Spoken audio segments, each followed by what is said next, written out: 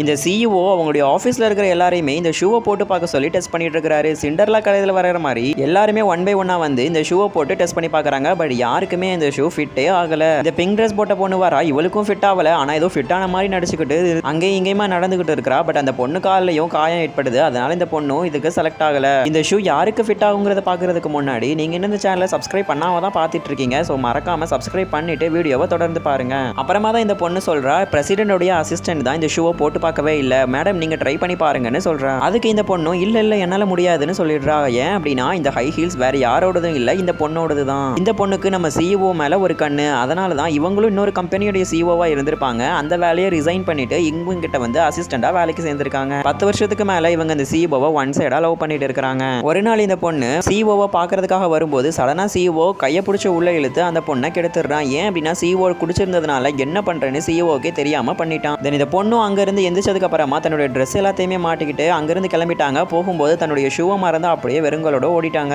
அந்த ஷூ தான் இந்த ஷூ. அதனால இந்த ஷூ யாருக்கு நல்ல ஃபிட்டா செய்யறதோ அவங்கள தான் நான் கல்யாணம் பண்ணிக்கணும்னு இந்த சிஇஓ ஒத்த கால்ல நிக்கிறாரு. அதனால தான் எல்லாரையும் அந்த ஷூவை போட்டு பார்க்க சொல்றாரு. இந்த பொண்ணுமே இந்த பிரசிடென்ட் பொண்ணை பிடிச்சி ரொம்பவே தொலை பண்ணிட்டு இருக்கா. நீ கண்டிப்பா அந்த ஷூவை போட்டு பார்க்கத்தே ஆகணும் அப்படின்னு சொல்றா. அந்த ஒத்துக்கவே மாட்டேன்னு சொல்லிட்டு இருக்கு. இதை கவனிச்ச அந்த சிஇஓ அந்த பொண்ணை போய் நீ டாக்குமெண்ட் எடுத்துட்டு வான்னு சொல்லி உள்ள அனுப்பிடுறாரு. தென் இவருமே உள்ள போயிட்டு எத்தனை நாளைக்கு நீ உண்மை என்கிட்ட மறைக்க போற, நீ தான் அந்த பொண்ணுன்னு எனக்கு தெரியும், ஒழுங்கு மரியாதை என்கிட்ட எல்லா உண்மையை சொல்லுன்னு சொல்லி கேட்கிறாரு. இந்த பொண்ணு எதுவுமே தெரியாத மாதிரி நடிச்சிட்டு இருக்காங்க.